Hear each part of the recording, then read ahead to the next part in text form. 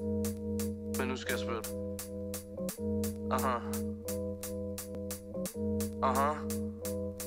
Vent. Dag, jeg hedder Jonathan, a.k.a. lige så forvirret, og jeg står foran H15 i Kødbyen, hvor det kommer til at gå fucking ned den 21. marts, fordi at jeg og en masse andre kunstnere kommer til at brække den scene midt over.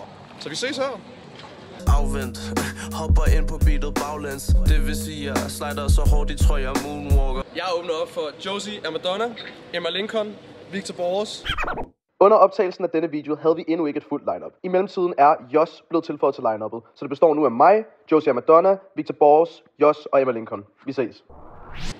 Lige derinde i H15, og det kommer til at blive så fucking hjertet. Jeg har været så aktiv, jeg tror jeg skal bruge en uge, hvor der ikke sker så meget, så jeg kan ligge i min seng og stige op i loftet. Skiller, når jeg gør det for længe, min hjerne bliver ordentligt bokset. Kokset ligger under mig, hvornår jeg bliver en ordentlig voksen.